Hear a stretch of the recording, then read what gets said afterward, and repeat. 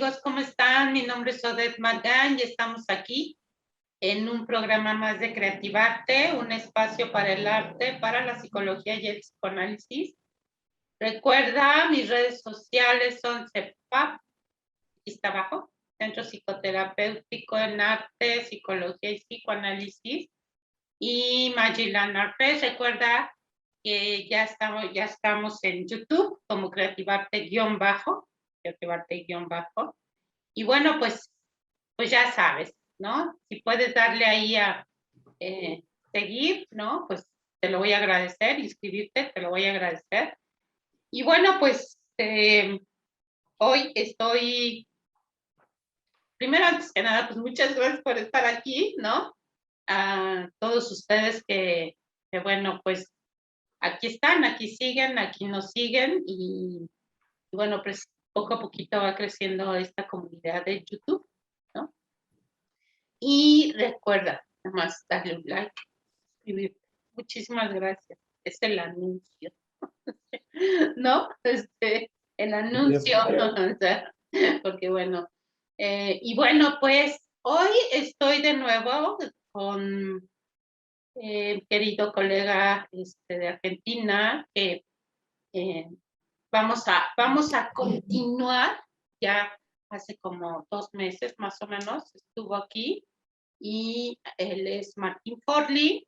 Él es analista, psicoanalista en formación por la IPA, y bueno, forma parte del psicoanálisis relacional, ¿no? Allá en Argentina. Y bueno, pues precisamente de eso vamos a seguir hablando, del psicoanálisis relacional, que pues poquito a poquito se va ahí entrando, ¿no?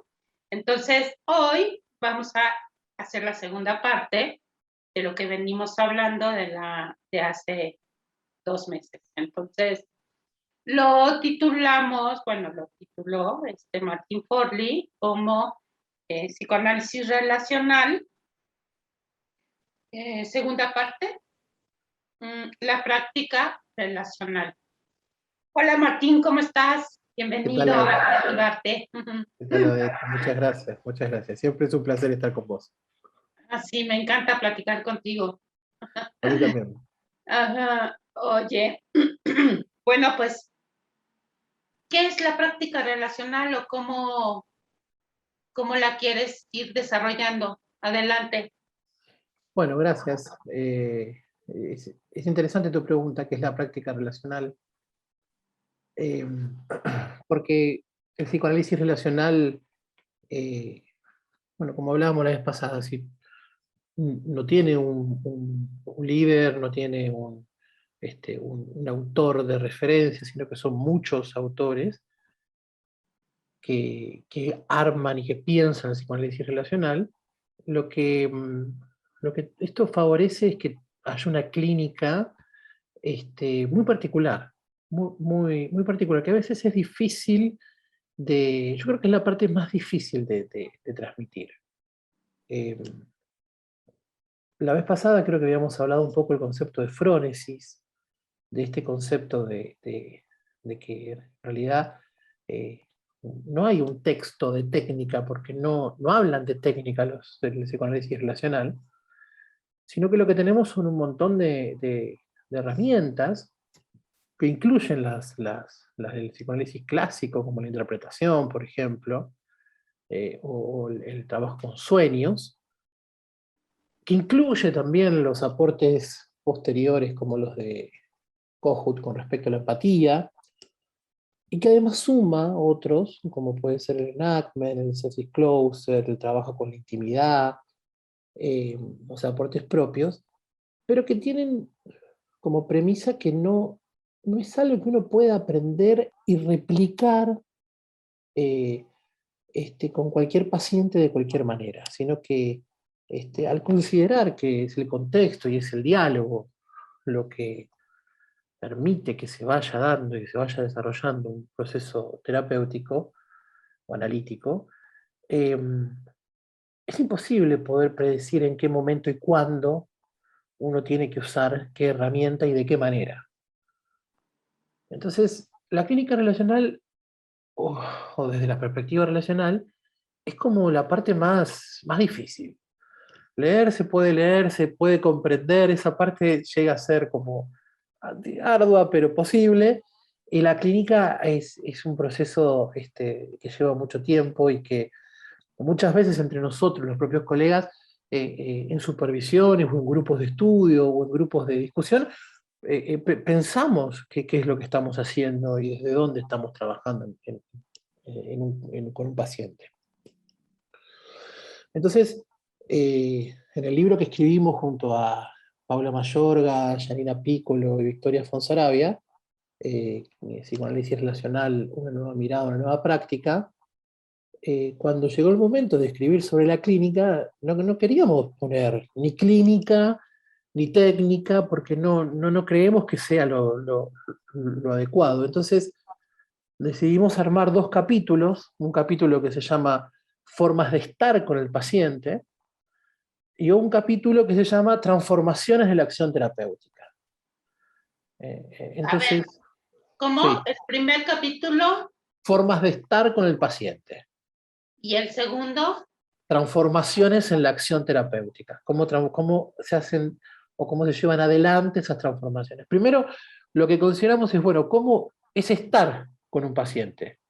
Y después es cómo se llevan adelante los procesos de cambio, con qué herramienta, sí, desde qué lugar puede uno accionar en el campo, con el paciente, en el proceso con el paciente.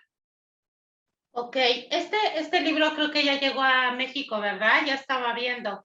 Sí, sí, sí, Ok. anda por México, sí. Luego me dices cómo lo consigo. Es de Editorial Letra Viva, en la página de Letra Viva se puede conseguir la editorial.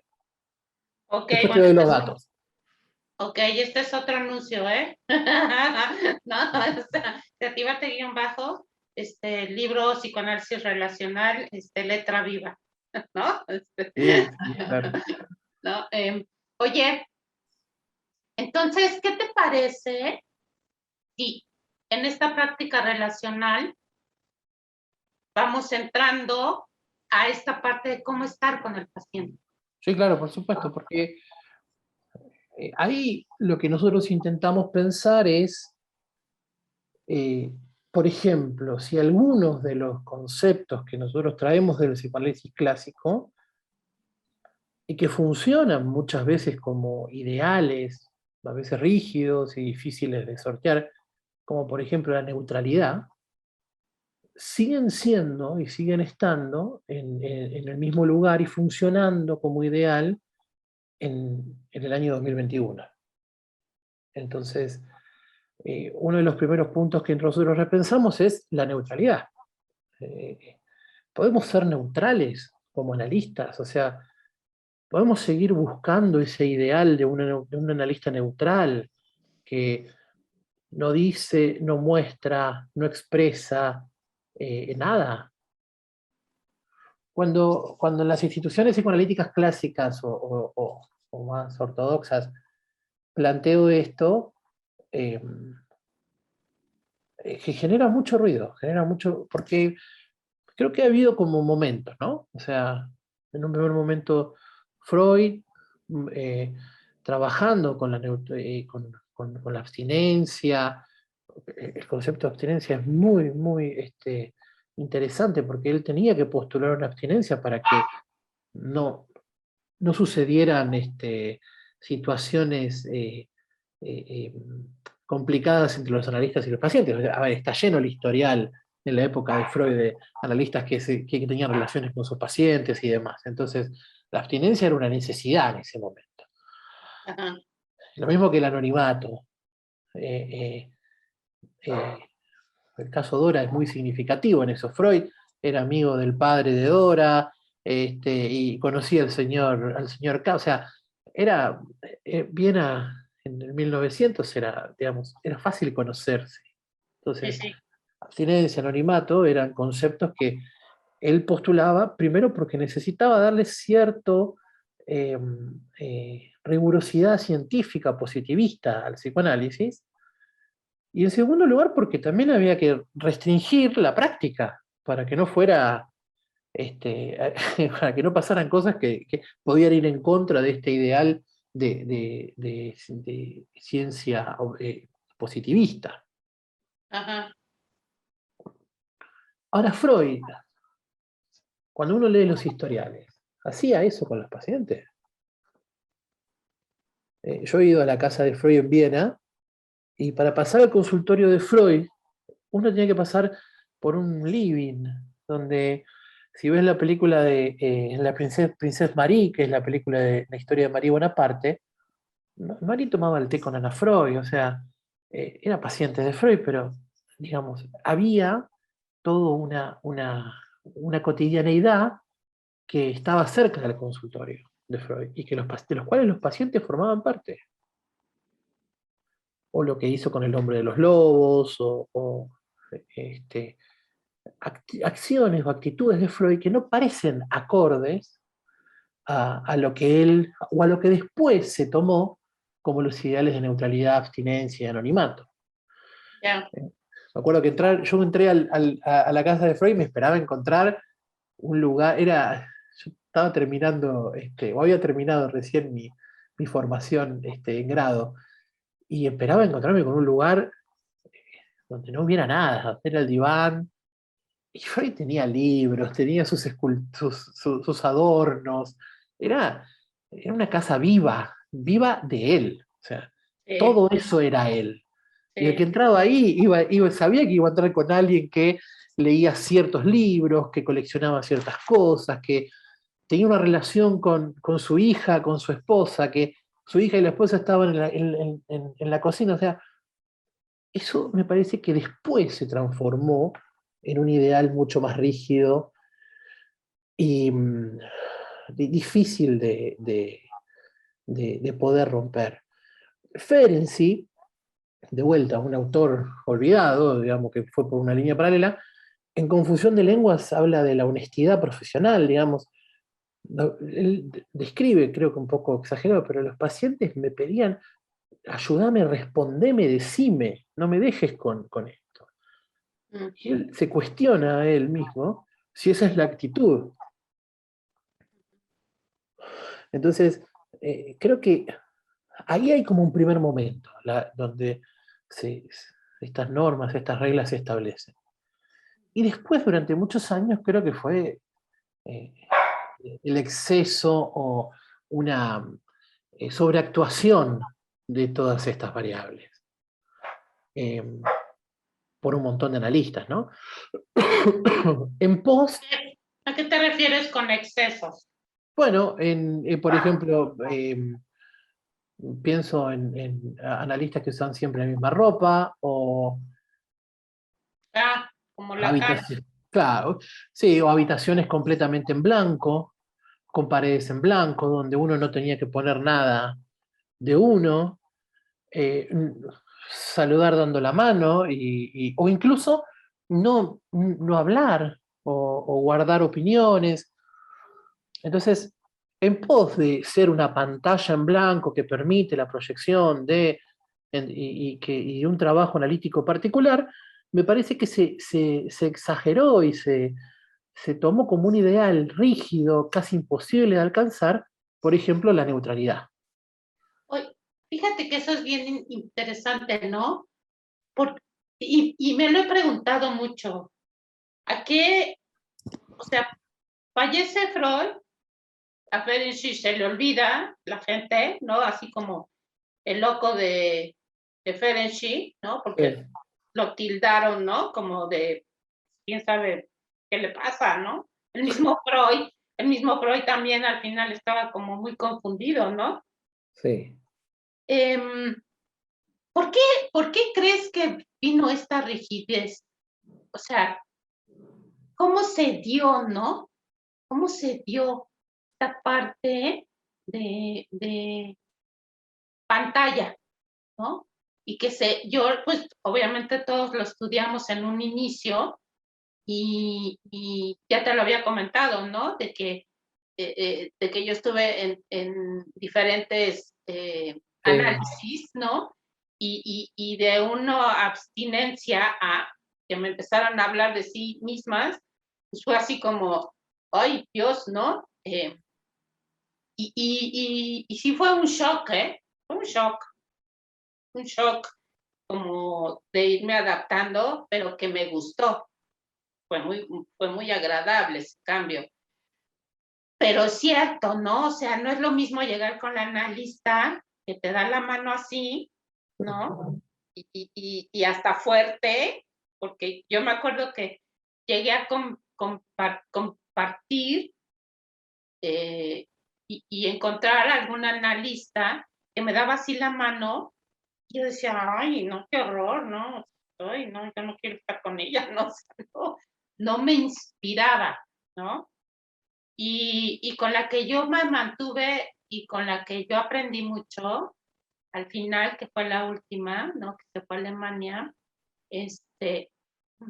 ella tenía, el primer consultorio que yo llegué con ella era en su casa y era hoy como muy oscuro, ¿no? Y una ventanita que daba a la calle. Entonces, yo creo que vio mi expresión y un cuadro, ¿no? Uno solo. Entonces, yo creo que vio mi expresión porque dice, ay, ¿no? Sí, ¿qué es esto? Sí, yo creo que las razones son varias, no creo que haya una sola. En parte creo que sí, había algunos fundamentos técnicos que en función de cómo estaba planteado la teoría pues, tenían sentido. Eh, por otro lado, me parece que también esta necesidad de acercar el psicoanálisis a una ciencia dura, positivista, de darle estatus, fue muy fuerte para Freud y fue muy fuerte para los seguidores de Freud que tomaron, o sea, los que tuvieron el poder, ¿no? No los seguidores de Freud que quedaron por fuera.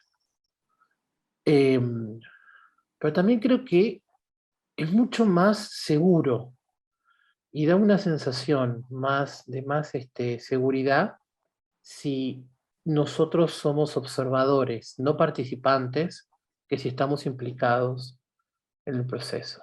Bueno, eso sí, ¿no? Creo que eso sí es beneficioso tanto para el paciente como para uno mismo, ¿no? Pero yo creo que seguridad en este sentido, seguridad en que a mí no me va a producir nada o yo voy a poder estar fuera de lo que le pasa al otro.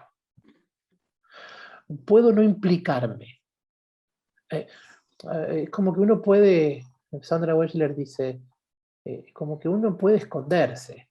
En realidad no podés esconderte. Pero voy a esto muy simple. Hace unos días un paciente me contaba sobre una situación en su infancia terrible, terrible. Y a mí me agarró una sensación de angustia y me dieron ganas de abrazarlo. Estábamos mediatizados por la pantalla, no podía hacerlo, ¿no? Pero la sensación era que yo si hubiera estado presente, me hubiera acercado, por lo menos, de alguna manera, con cuidado, pero me hubiera acercado. Y cuando se lo dije, le digo, mira, a mí me pasa que me vinieron muchas ganas de acercarme y automáticamente me dice, mi papá nunca me abrazó. Bueno, o sea, yo podría haberme escondido detrás de una posición neutral, abstinente, Abstinente. de pantalla, en donde devolverle. Mira, es más, hoy te lo cuento y me acuerdo de lo que me contaba y se me pone la piel de gallina. Eh, Podría haberlo hecho. Y de hecho es mucho más seguro para mí, es mucho más cómodo en un punto. Es mucho más incómodo, es mucho más riesgoso, en cierto sentido, la otra actitud, de decir, bueno, yo estoy implicado. Esto es, esto es uno de los grandes cambios de Sullivan. O sea, Sullivan lo que dice es, no somos observadores no participantes. Somos observadores participantes estamos en el campo, no solo estamos, sino que determinamos lo que aparece en el campo, y lo que aparece en el campo nos determina a nosotros. Entonces, el giro de la clínica tiene que ver con, especialmente, con que yo no soy una pantalla y que estoy ahí con ese paciente, que el campo que entre los dos armamos es un campo único, pero que tiene parte mía. Hay algo de lo que a mí me sucedió con ese paciente que es mío. Que yo podría, obviamente, pensar eso que yo le dije o lo que podría haber hecho de acercarme como una actitud de contraidentificación proyectiva y en otras teorías. Pero ahora si querés, cuando entramos en enactment lo vamos a ver, porque eso fue un enactment. Pero lo que creo es que no tiene que ver con mecanismos defensivos, tiene que ver con una relación humana, con que yo estaba frente a otra persona que sufría, me conecté con mi sufrimiento y entre los dos pudimos compartir el sufrimiento y movilizarnos. La actitud del psicoanálisis relacional implica que yo me puedo llegar a enriquecer, a movilizar con lo que le sucede al paciente. Entonces, la neutralidad y la abstinencia como ideales, rígidos, o sea, son importantes, no vamos a decir que no hacemos cualquier cosa. Pero la espontaneidad, la ética, entendemos que son, y la hospitalidad, que ahora entramos en la hospitalidad si querés, entendemos que son actitudes que van a favorecer la intimidad. Y para nosotros, una relación íntima, me parece que hoy, en el año 2021, es algo que no se consigue muy fácil. ¿Sabes qué? Que esto que dices, eh, al paciente de hoy, ¿no? Al paciente del siglo XXI, obviamente este tipo de análisis es lo que beneficia, ¿no? Al paciente de hoy, ¿no? A este paciente más, más ligado al límite, ¿no? Bueno, la neurosis, digo, ya no existe, ¿no? Entonces, digamos que ya esta sociedad actual ya pasó a la parte, pues no, está fuerte la palabra, pero pues, no, es psicótico, ¿no? O sea, ya estamos más del otro lado, ¿no? Ya se rayó al otro lado. Entonces, el paciente que está más allá del límite, de lo limítrofe, este trastorno grave de personalidad, le da mucho miedo a la cercanía, ¿no? Pero a la vez la necesita. Entonces, es un paciente con el cual, como dices tú, no puedes llegar luego y abrazarlo porque, ups, o sea, No. le va a dar miedo, ¿no? O así, no, pues estás muy rígida, ¿no? Pero también si me abrazas, ay, no, Pero pues. eso que vos estás diciendo es lo que es frónesis, o sea, quizás haya pacientes que necesiten eso, ese acercamiento. Hay pacientes que, por lo menos en mi práctica habitual, es que yo sigo manteniendo pacientes que solamente hablo por teléfono, nuevos, que nunca he visto en mi vida. Y te estoy hablando que ya hace un año que estamos en tratamiento, y con muy buenos resultados. Nunca, no nos vimos nunca. Él no lo necesita. Él necesita mantener eso. Le Esa sirve, distancia. le sirve, claro. En algún momento nos preguntamos juntos por qué así. Fue una pregunta de él, ¿y por qué no nos vemos? O sea, y lo pensamos, él terminó diciendo, bueno, pero a mí sí me sirve ahora, estoy bien con esto. Y ha cambiado un montón de cosas en su vida. Entonces, yo creo que sí, me parece que estamos entrando en un mundo paradójico, ahora lo pienso con vos, Odette, así que lo voy a decir en voz alta, donde a pesar de todos los medios de comunicación parece que a veces estamos cada vez más esquizoides, Así donde, es. donde Creo que es la nos palabra.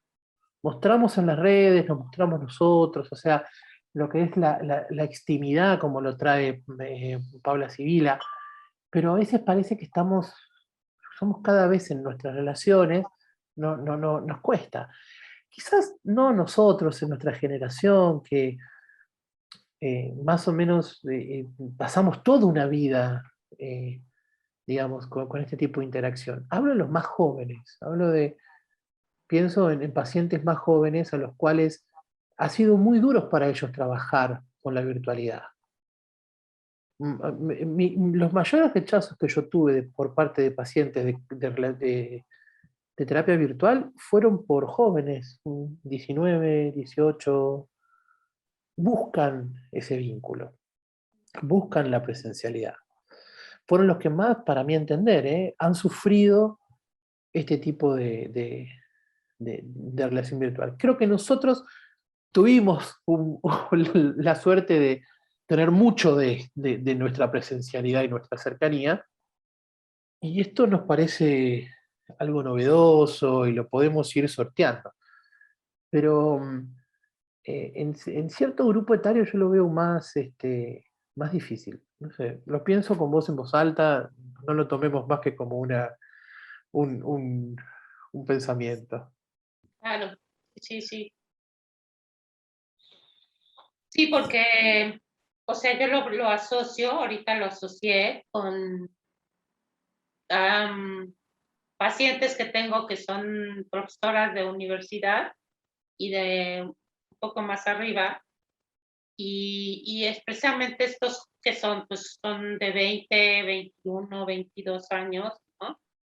Y por ejemplo, estas profesoras, una es una colega, varias son colegas, ¿no? Que trabajan en las universidades y les es muy complicado eh, aceptar a sí mismas el hecho de que los jóvenes no prenden la cámara, ¿no? O sea, el no saberse vistas. Y estamos hablando de la generación de estas colegas o estas amigas. Tengo colegas muy jóvenes, ¿no? Como tú, de tu edad, ¿no? Más o menos.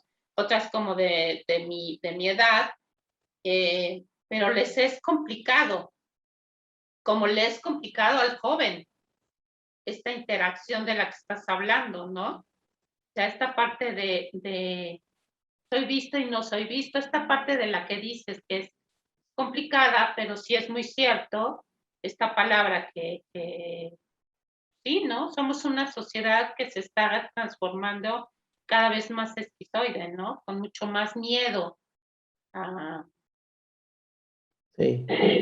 a la Bueno, cercanía. por eso me parece interesante una también de las partes de esta forma de estar con con el paciente, aparte de revisar la neutralidad, abstinencia y demás, y la hospitalidad, que ahora hablamos un poquito, es la autenticidad del analista. O sea, eh, que es uno de los puntos que nosotros también trabajamos en el libro, es ser auténtico.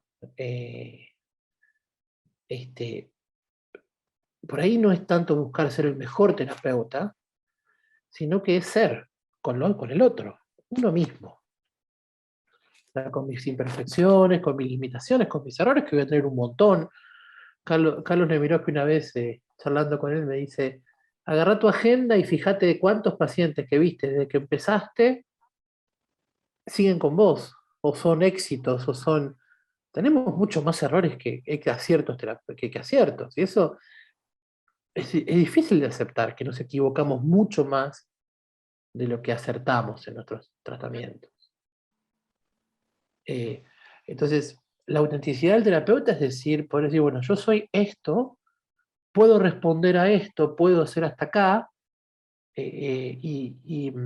con esto podemos hacer algo los dos, pero correrse de la omnipotencia que el psicoanálisis ha tenido durante tanto tiempo, o sea, Odette, hasta no hace mucho tiempo se creía que un buen análisis podía prevenir enfermedades.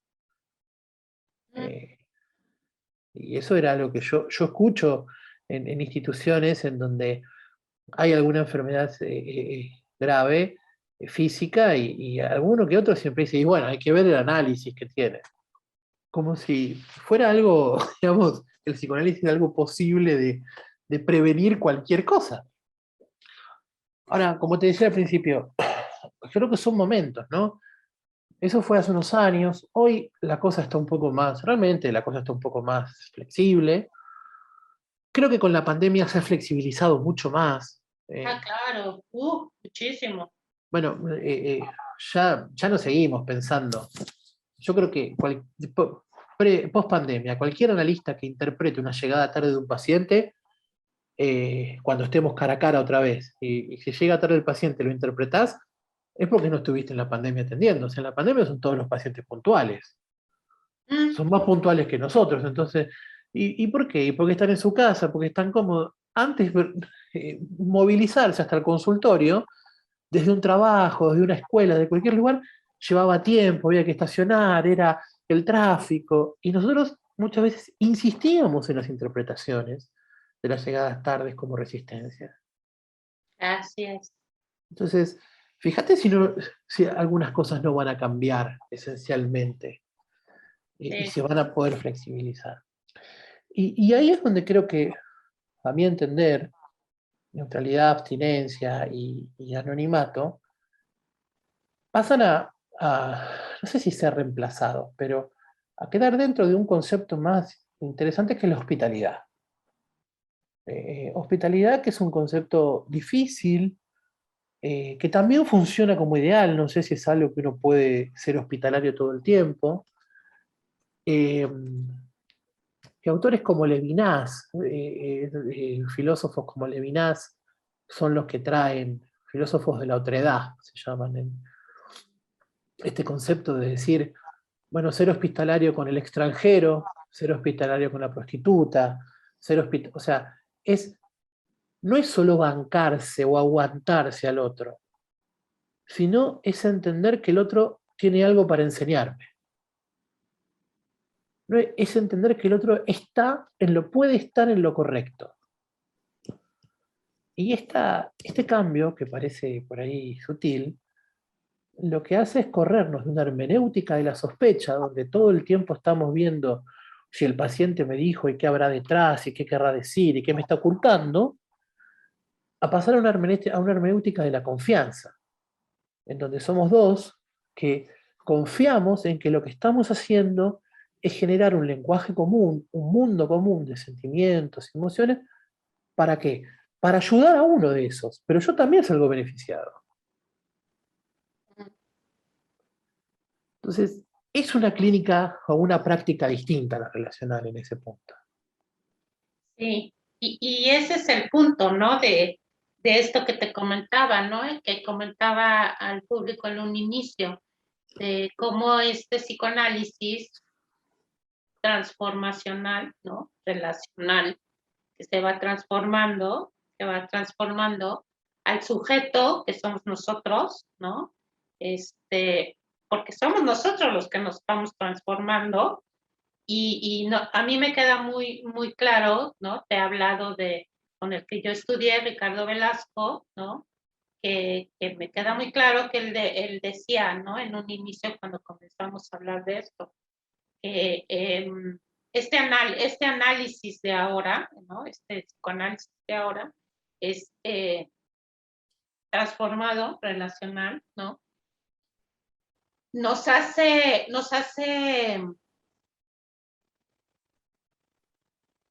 más vulnerables y a la vez más comprometidos con nuestra salud mental, ¿no? Más Sí, comprometidos con nosotros mismos porque el paciente se da cuenta, ¿no? Eso a mí se me queda, al principio yo decía, órale, ¿no? Se da cuenta. Yo me acuerdo que en mi supervisión cuando comencé con la supervisión hace ya un rato, me acuerdo que mi supervisora me dijo, es que tu paciente se da cuenta. claro. Este, Cuando una vez, fíjate que ya hace años empezó a bajar mis pacientes. Y entonces yo estaba así como, "Ah, ¿pero qué pasa? O sea, esto, ¿no? ¿Qué estoy haciendo mal? ¿Por qué se están yendo, no? Y entonces mi supervisora me dijo, es que, ¿sabes qué? Ya se dieron cuenta que tienes éxito y tienen envidia. ¿Ah? Digo, no, digo, ¿y cómo se dan cuenta? Te has transformado.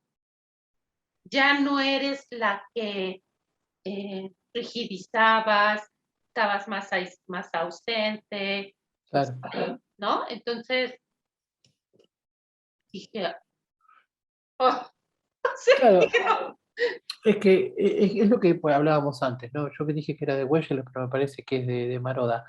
Este concepto de uno no hay lugar donde esconderse en una sesión como persona. O sea, si vos tenés miedo de perder pacientes o estás angustiada, o a mí en algún momento en mi vida que me han pasado cosas significativas, una paciente me increpó y me dijo, ¿qué te pasa? Decime qué te pasa. Y después con el correr del tiempo me di cuenta que no era solo esa paciente lo dijo, pero muchos pacientes, por ejemplo, habían espaciado sus sesiones, o llegaban tarde. Yo no estaba tan disponible porque tenía un problema personal y yo no estaba tan disponible. Cuando pude darme cuenta de eso, cuando, cuando pude darme cuenta de eso, lo que pude hacer es ponerlo sobre la mesa con el paciente. Mm, Entonces decir, a mí me está pasando, no importa qué, pero yo no estoy tan disponible para vos. Sí, no, bueno, entonces veamos eso. Y a mí me pasa que por ahí te registro que te alejas bueno, entonces lo que creo que el cambio relacional tiene que ver es que pone sobre la mesa al analista. Y es como agarrarlo de la oreja y decir, señor, usted está acá. Y al estar acá es parte de. Y al ser parte de, influye, es influido, es influenciado y, y no puede esconderse. Entonces, es muy interesante todo este concepto de la hospitalidad, de la autenticidad del terapeuta, de la mutualidad, porque lo que genera es la posibilidad de un diálogo más auténtico. Y fíjate que después del comentario de mi supervisora, yo todavía no entraba a este mundo, ¿no? Estaba con una supervisora bastante clásica, ¿no? Sí, sí. Después Cleriana. de, ¿no? Sí. Después de un tiempo la tuve como invitada en Creativa Arte. Estuvo un rato conmigo, ¿no? Me acuerdo que la invité después de muchos años, ¿no? Y sí lo llegamos a hablar, ¿no? Porque me acuerdo que me decía, es que así hasta ahí, ¿eh? O sea, es que no hay que maquillarse tanto, ¿no? Y yo, ay, no puede ser, ¿no? Así, cosas así exageradas, ¿no? Y me acuerdo que le dije, es que, ay, te pasabas, man. O sea, Ahora, qué interesante hubiera sido. No era posible, ¿no? Pero qué interesante hubiera sido que cuando vos estabas supervisando, le pudieras haber dicho eso, te estás pasando. Porque, ay, no.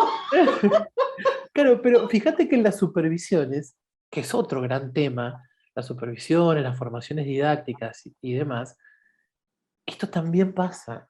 Entonces, a mí me ha pasado de salir de supervisiones, muchas supervisiones, donde mi supervisor me ha dicho, tenés que decir esto, tenés que hacer esto, pensarlo así, y yo ponía un pie fuera de su consultorio y decía, ni loco le digo a mi paciente esto, ni loco hago esto.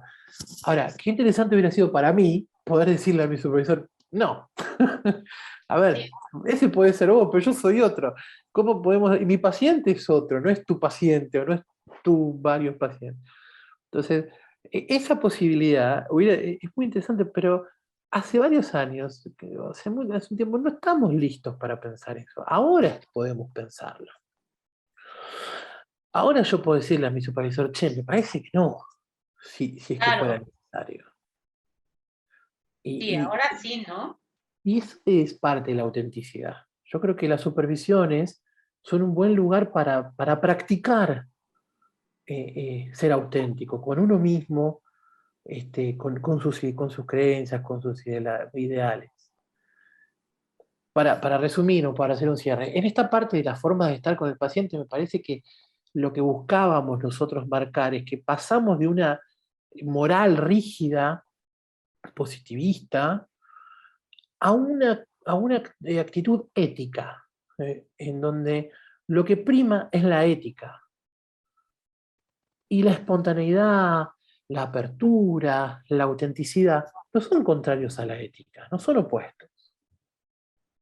Sí, son opuestos a lo moral, a lo rígido, a lo estanco.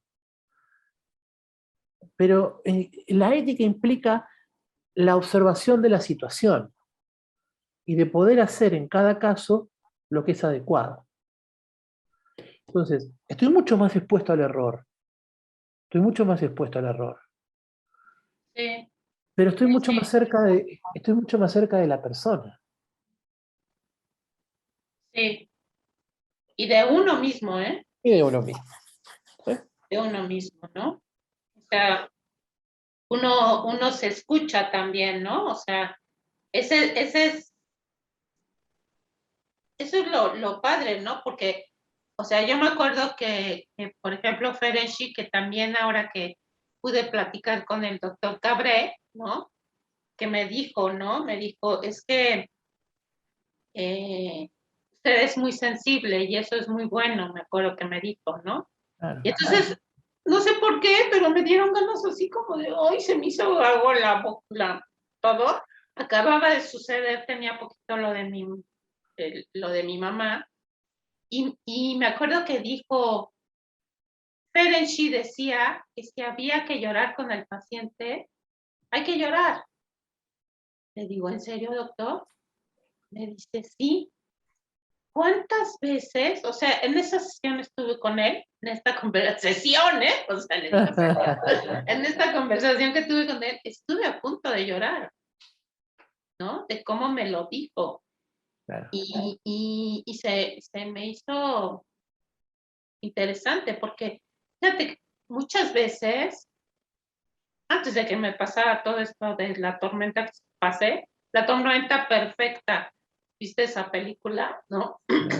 Este, mucho antes, ¿no? La verdad es que hay pacientes que de verdad te llevan a llorar, ¿no? Es que, Pero que no, uno no lo ha hecho, yo no lo hacía, yo nunca lo he hecho. mira, yo me acuerdo cuando estaba en mi facultad, en mi grado, en mi estudio de grado, siempre era la pregunta que hacíamos los alumnos: ¿y qué hacemos si el paciente llora? Y recibíamos la misma respuesta todo el tiempo: hay que tener una cajita con pañuelitos de papel, acercar el pañuelito de papel, dejar que llore, y si llora mucho, preguntar si quiere un vaso con agua. Y mi pregunta, yo siempre me pasaba lo mismo adentro, nunca lo hacía tampoco, era, ¿pero qué? Yo mientras tanto pienso en qué. Pienso en cómo salió el fútbol, o sea, porque si me conecto con la angustia y el llanto, es muy probable que a mí me pase lo mismo.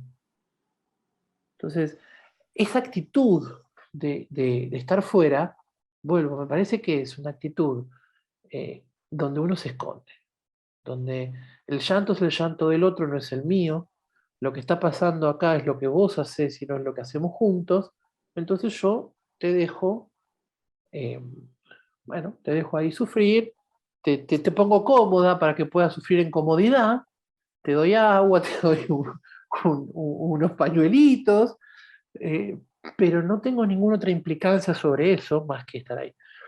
Después me aparecieron un montón de otras preguntas, es decir, por qué llora conmigo, qué, qué es lo que me pasa a mí cuando ella llora o cuando él llora, qué es lo que me pasa a mí cuando se emociona, por qué me emociono, en qué lugar de mi historia eso me emociona. Y ahí empieza a aparecer toda la clínica de los patrones relacionales, la matriz relacional, que ya no va tanto en la palabra, sino que va en todo ese inconsciente pero reflexivo, en esa masa inconsciente de patrones que nos dicen cómo es estar con otros, que aparecen cuando somos bebés, se dan en la relación con nuestros cuidadores, sea quien sea, pero todo el tiempo se actualiza.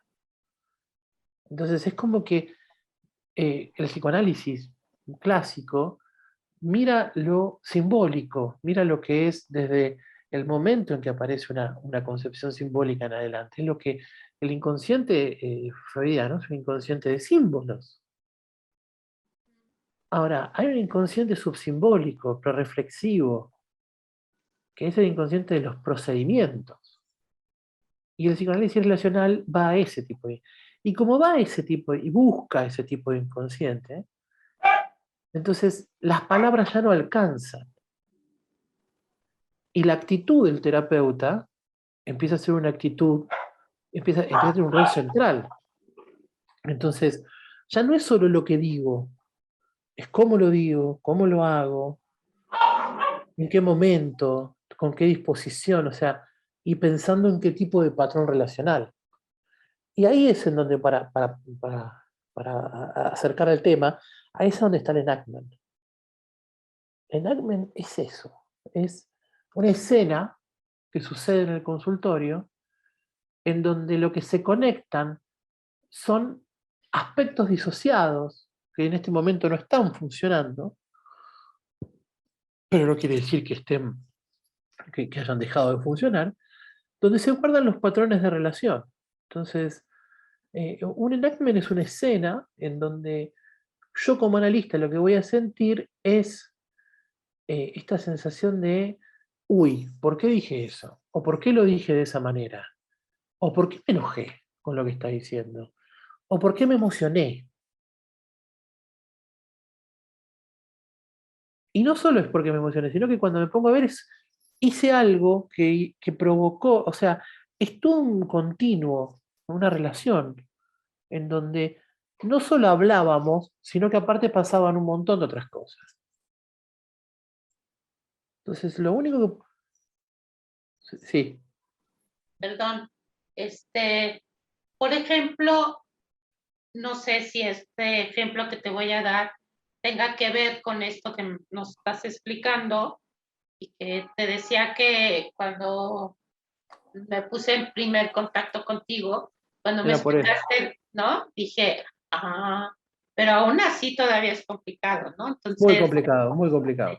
ajá. Entonces, no sé si tenga que ver esto, que hace tiempo una paciente fue referida, ella era persona que era la asistente, digamos, ¿no? De la casa, la, la, la dueña de la casa estaba muy preocupada por ella porque acababa de tener un un intento de secuestro, ¿no? Eh, ahí en una zona eh, de la periferia de la ciudad, ¿no? Donde la gente es de escasos recursos, ¿no? Entonces, ella saliendo de su casa, salía muy temprano, porque de donde vivía a donde trabajaba, pues era una distancia bastante grande, ¿no? Pues salía en la madrugada, como a las 5 de la mañana, para llegar más o menos como a las 8 o 9, fíjate, nada más 4 horas de viaje, ¿no? Entre que si el transporte y luego cambiaba y todo esto, ¿no? Entonces, hay una escena que cuando sale, le empiezan a seguir, se da cuenta que la empiezan a seguir y por ahí hay un río que te has oído hablar que aquí hay muchos feminicidios, ¿no? Sí.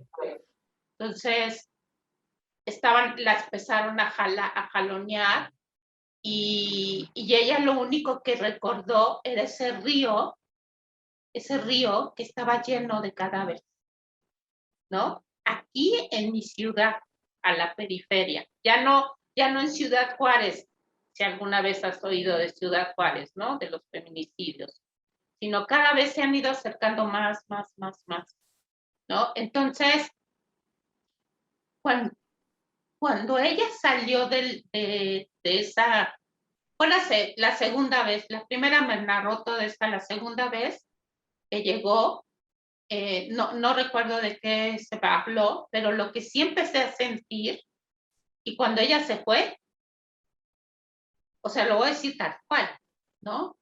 Me fui a vomitar. Y cuando ella regresó a la siguiente sesión, me dijo, es que ¿sabes qué? Que vomité. Y yo me quedé así como, órale. O sea, Claro, ¿qué conexión tuve con ella? ¿Qué fue lo que me hizo? Pues es que es muy fuerte, ¿no? Es sí, muy fuerte el relato, ¿no? Es un relato que mueve las entrañas, ¿no? Porque además soy mujer, ¿no? Si me lo pongo a pensar, porque no lo había pensado, ¿eh? Si me pongo a pensar, pues soy mujer, ¿no? Tenemos que tener mucho cuidado, a pesar de que yo no vivo en la periferia, ¿no? Entonces, me asusté. el miedo, claro. Bueno, es que, mirá, para algunos autores todo lo que sucede en un análisis es un enactment continuo, es una escena continua. Cuando hay un evento traumático como este que vos contás, eh, yo antes decía que el enactment era como si las partes disociadas de uno y del otro se conectaran. Cuando hay un evento traumático, la disociación que ocurre para permitir que el psiquismo pueda seguir adelante y para sobrevivir a eso, es muy fuerte. Entonces, muchas veces esos elementos disociados quedan como si fueran un segundo plano funcionando, pero funcionan, tienen un patrón de relación, generan expectativas, o sea, el miedo que pudo haber sentido esa mujer, el terror, no miedo, Terror, terror. de algún lugar se conecta y se pone en juego, es como si uno se queda enganchado con esa situación. A veces con los pacientes, no sé, que seguramente está pasado, pero con algunos pacientes que no relatan un hecho específico traumático, pero uno tiene la sensación, viste que uno dice, yo no Sí. sé por qué una vez con un paciente yo le dije algo así como, yo te quiero cuidar porque sé que no te cuidaron. Cuando se fue el paciente dije, ¿por qué le dije eso? Si yo no sé si lo cuidaron o no lo cuidaron. Bueno, cuando vino la otra sesión, le pude decir, mira, no sé por qué te dije esto, pensémoslo. Y él me empieza a relatar, bueno, no, es que tenés razón. Me dice, me pasó esto, me pasó esto. Ahora, no es que uno sea ni mago, ni no, ni...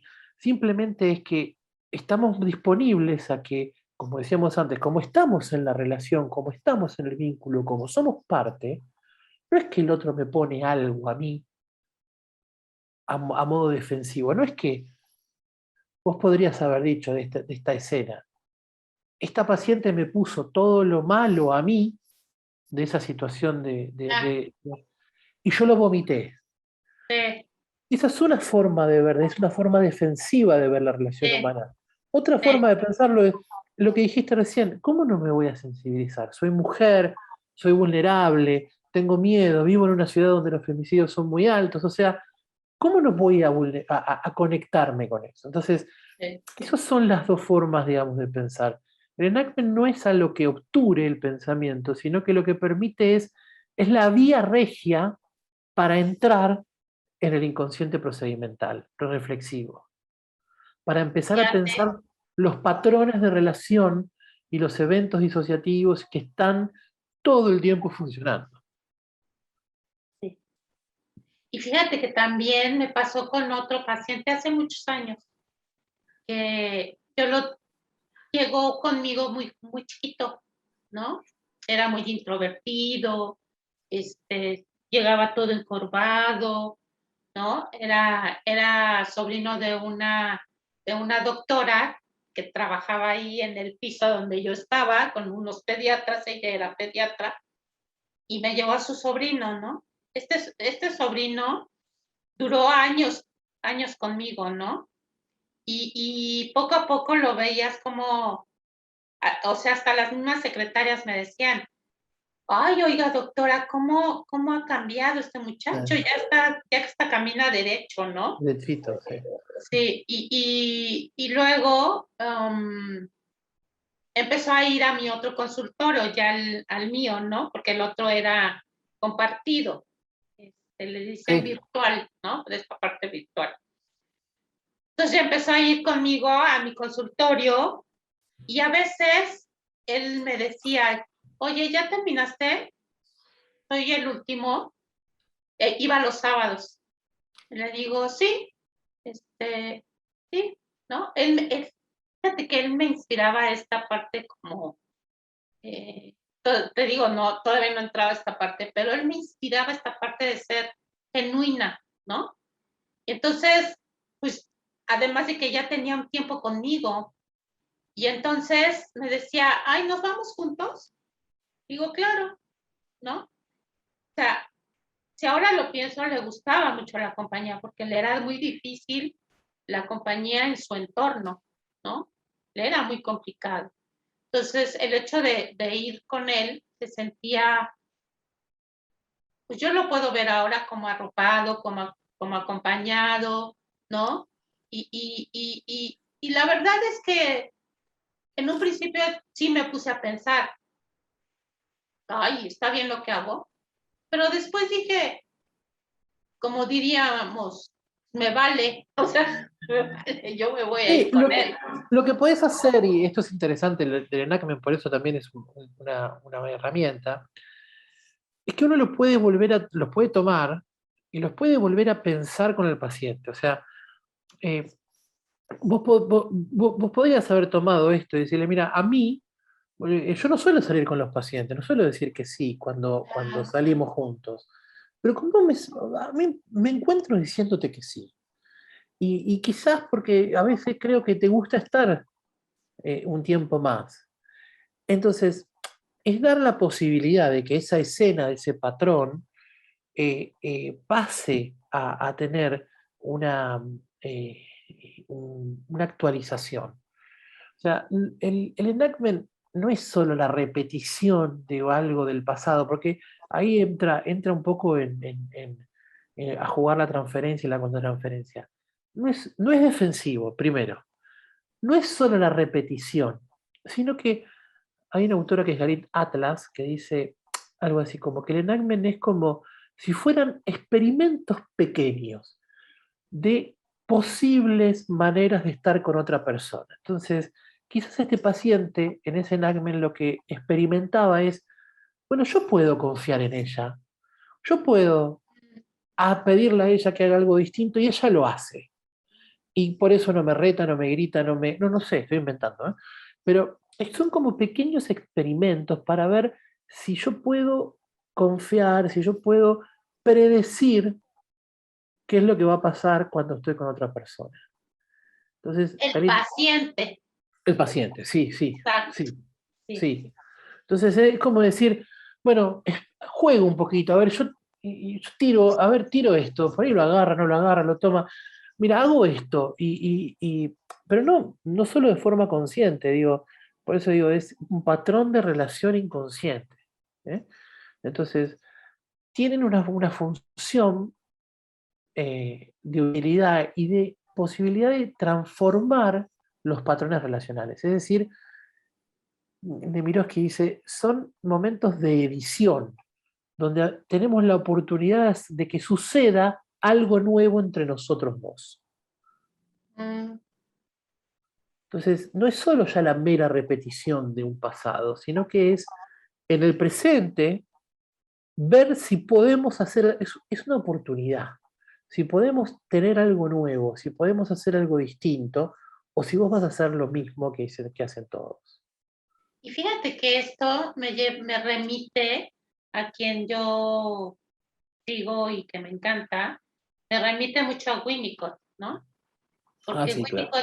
Winnicott así era con sus pacientes, ¿no? Por ejemplo, ahorita me pongo a pensar en Freud, ¿no? Que salía a caminar con sus pacientes, ¿no? O sea, Sí, sí. Freud tiene una cita muy interesante en el epílogo del caso Dora, para cuando está terminando el análisis, pues, su escrito, y él se hace una pregunta, eh, algo así como si yo hubiera hecho, sí, o si yo hubiera respondido al rol que la muchacha quería que yo jugara, algo así dice, posiblemente Dora se hubiera quedado. Entonces, yo cuando escribí el libro, cuando escribíamos el libro y leíamos esta parte del enactment, era muy interesante pensarlo así. O sea, Freud intuía que había necesidades, que había juego de roles, que había espacios donde... Pero el costo de hacer eso era el costo de no ser una ciencia positiva, objetiva, donde el médico hacía lo mismo, interpretaba, interpretaba, interpretaba, interpretaba, construía, buscaba el recuerdo. Entonces el costo era muy alto. Uy, sí. Pero él se lo plantea, él dice, quizás se hubiera quedado si yo satisfacía algunas de sus necesidades, si jugaba el rol, los juegos que ella estaba proponiendo. Y es lo que vos decís con Winnicott. Winnicott era juguetón, entonces se animaba a jugar esos juegos, pero desde una actitud ética. Y esta es la parte interesante. El enactment y el self-disclosure, o sea, abrirse y mostrar lo que está sucediendo, tienen que tener como objetivo la utilidad para el paciente. Claro.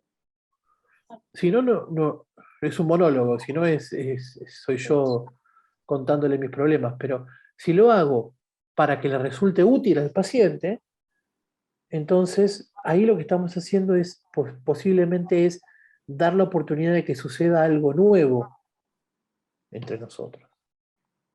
Sí. Ujú. Y como dices, ¿no? Este primer capítulo de tu libro, cómo es esta parte de estar con el paciente, ¿no? Y como decía yo en un inicio, y te diste la oportunidad de darlo en voz alta y que lo transformaste, que se oye más bonito, aunque no es tan bonito, ¿verdad? Pero esta sociedad más esquizoide, ¿no? Porque pues, esa es una realidad, o sea, no podemos tapar el sol con un dedo, es algo que estamos viviendo. Digo, esta experiencia de la que te cuento de esta mujer, pues es una situación traumática, ¿no? Muy difícil. Sí, Entonces, es lo que estamos viviendo en esta actualidad entonces, insisto, ¿no? A este paciente le cuesta mucho trabajo la cercanía, como el ejemplo de tu paciente, ¿no? Que prefiere el teléfono, teléfono. ¿no? Pacientes que yo tengo que ahora ya se casaron, pero que 6 años, él es italiano, ella es mexicana, ahorita ya se casaron y están en Madrid, nos seguimos viendo. 6 años que trabajé con ellos en pareja, yo con la mexicana aquí, él conectado, 6 años que había esta distancia, ¿no? Y que con el tiempo, obviamente, con el tiempo, la distancia se fue haciendo menor, ¿no? O sea, esta parte del miedo a la cercanía, ¿no? De esta parte de la miedo a la constancia objetal, ¿no? De la que habla Winnicott. Sí, sí, mira, yo creo que algo de lo que pasó con el COVID para mí fue interesante cuando lo escuché. Nosotros decíamos acá en Argentina que era aislamiento social y dolía mucho. Hasta que una vez escuché a un filósofo decir, es aislamiento físico, no social. Sí, Y creo sí, que eso es un poco lo que estás diciendo. Yo creo que estamos en un momento en donde, como analistas, como agentes de salud, hemos pasado mucho tiempo dejando afuera el cuerpo y dejando afuera eh, el medio social, pero dejando afuera de que en realidad creemos que crecimos con el mito de la mente aislada. La mente era algo cerrado, se conformaba. Creo que lo único que entraba más o menos en los esquemas clásicos era el super yo, que te identificaba con el padre y lo tomaba. El resto era todo algo que pasaba a mis adentros. Y pasar del mito de la mente aislada a la mente relacional, en donde yo crezco con vos creces conmigo, yo no me voy en esta charla igual en mis conexiones neuronales porque aprendí un montón de cosas de vos. Entonces, entender que nosotros somos en un vínculo y que el vínculo nos permite seguir siendo, es un cambio que creo que tiene mucho que ver. A veces creo que el COVID viene como a recordarnos eso. Miren que pueden quedarse encerrados y perder esta riqueza que es estar juntos, físicamente. Porque socialmente, bueno, vos y yo no nos conocemos físicamente, vos no has conocido a Cabré físicamente, pero de alguna manera podemos estar juntos y lograr Sí, intimidad. Bueno, eso es sí, un poco lo que me parece de que se trata un tratamiento psicoanalítico. sí, Por lo menos exacto, como yo lo entiendo. sí. Fíjate que sí, eso es lo rico, ¿no? Que yo también he ido experimentando, digo, tengo muchos años de haber trabajado a través de línea, ¿no? Antes por Skype y bueno, ¿no? Pero digo, no era ya así del diario, ¿no? Era Claro. dos pacientes, ¿no? Que tenían lejanos y ya, ¿no? Y entonces empezar a encontrar este encuadre interno del que tanto se habló en un inicio del COVID, ¿no? De ole, me voy a adaptar a, pues, abrir el espacio, digo, no es lo mismo que en mi consultorio yo hiciera el self-disclosure de vez en cuando, a, estás en mi entorno, ¿no? O sea, y yo estoy en tu entorno, o sea, todo eso tiene que ver con esta parte relacional nueva, diferente. Sí. Yo creo que van a pasar muchos años hasta que podamos tener clara conciencia de cómo nos afecta esto y que, para bien o para mal, pero qué es qué cambio nos ha traído en nuestra vida estos, por ahora, 2 años o año y medio de confinamiento, de duda, de incertidumbre tan intensa. Sí, lo que me queda claro es que nada va a volver a ser como era. Eh, no sé si los cambios van a ser tan radicales, pero me parece que eso depende un poco lo que nosotros podamos pensar y trabajar. Hoy, bueno, te decía, haber estado en esta charla sobre infodemia y demás, es poder empezar a pensar de a poco sobre qué es lo que nos pasó. Y esto, ¿no? Yo, en particular también, ¿no? Esto que tú me estás enseñando y esta honestidad con la que te lo digo, ¿no? O sea, tú me estás enseñando esto del enactment y yo te lo estoy preguntando, oye, ¿y esto tiene que ver? Esto no lo hubiera hecho, quién sabe, si lo en hubiera una, hecho. sí, bueno, en una conferencia uno no lo hace, ¿viste? Uno se calla la boca, se va, escucha y se va. Sí, no, pues ya lo dije, ¿no? O sea, ya lo dije, pero pues, ni saben quién soy. O sea, ¿no? Sí, sí. Y ahorita yo me siento bien, ¿no? De decirlo y que el otro lo escuche, porque así somos, ¿no? Así vamos aprendiendo. Sí, sí, sí, sí, estoy de acuerdo. Esa nueva oportunidad de estar y de ser, de estar y de ser, ¿no? O de ser y estar, ¿no? Sí, el gerundio, yo creo que queda bien en claro que somos un gerundio, no somos, o sea, estamos siendo, y estar siendo es que nos vamos construyendo y deconstruyendo y equivocando y acertando y haciendo. Yo no tengo ganas de ser un analista y un día me digan, bueno, ustedes, no, analista. Voy a estar siendo, y en ese estar siendo muchas veces me equivocaré y a veces aceptaré y a veces será más fácil, más difícil, pero creo que esta idea de las estructuras acabadas, cerradas, psicopatológicas, estas concepciones de que, bueno, el mundo es así, bueno, me parece que ya a mí no me resultan tan claras. No. Como para ir cerrando, ¿no? Porque luego sí me da por picarme, ¿no? Sí, luego digo, ay, ya me pasé un ron, bueno. No, hace poco tuve una sesión con tres amigas artistas, digo, un poquito fuera de esto, bueno, a lo mejor también tiene que ver, ¿verdad? Todo tiene que ver, ¿no? Entonces, cuando terminé la sesión, la conversación con ellas, hablamos de una película desde su punto de vista artístico, desde mi punto de vista analítico, o sea, estuvo muy padre.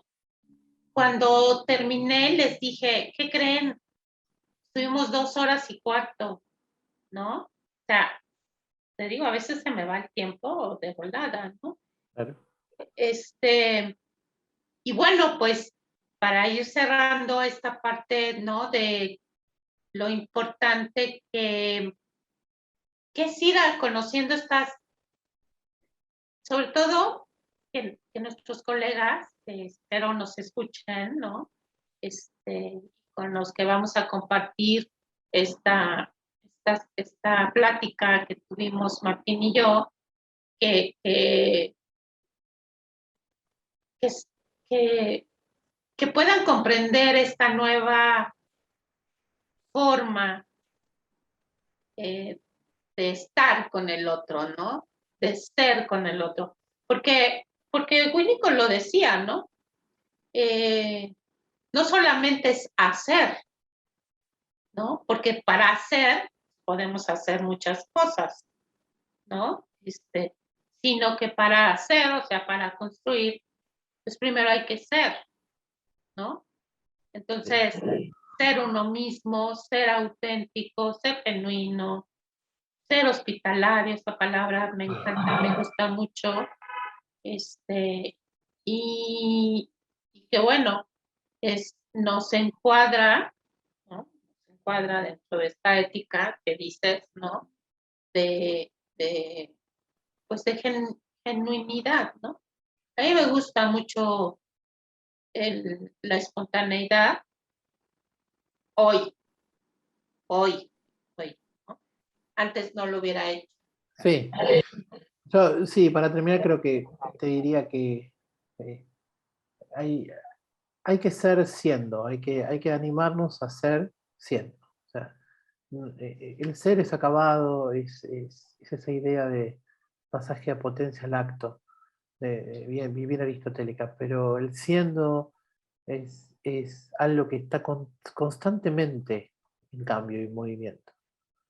Entonces, sí, animarse a estar siendo analista, siendo persona, siendo paciente, siendo padre, siendo amigo, siendo colega, en ese proceso me parece que es ahí ese gerundio de Winnicott, a veces es difícil de poder entenderlo, pero creo que él tenía una visión muy interesante en esto de ir Sí, siendo. sí, sí, sí, eso es complicado por eso en un inicio entender todo esto, ¿no? Porque, insisto, es una sociedad con mucho miedo a la cercanía, pero que esto ayuda y el paciente se da cuenta, le gusta, ¿no? Sí, Le gusta, sí, le gusta esto, ¿no? sí. Este, y que para concluir, a mí me queda que esta nueva forma de convivencia a través de, de esto, ¿no? A través de la pantalla, yo sí lo siento, ¿no? A mí sí me hace sentir cercanía, ¿no? O sea, y qué padre, ¿no? Porque es muy padre, ¿no? Es muy padre poder sentirme cercana y en vínculo contigo, ¿no? Y con muchos otros que he ido conociendo gracias a esta pandemia, o sea, gracias a esta pandemia, pues que antes no lo hubiera hecho, ¿no? No había. Entonces, como dices tú, ya habrá tiempo para entender, ¿no? Pero hoy por hoy, para mí, en este momento y lo que estoy viviendo en estos momentos, es que gracias a esto yo te he conocido a ti y he conocido a otros, ¿no? Y yo me siento muy cercana, ¿no? Y Sí. eso me gusta, me agrada, ¿no? Qué Y bueno. ojalá en un futuro, pues, quién sabe, ¿verdad? pero por hoy así estamos, ¿no? Con esto, acá se dice, es lo que hay, es lo que tenemos, y con esto podemos construir todo esto. Es genial. Sí, exacto. Ya, el futuro ya lo veremos, ¿no?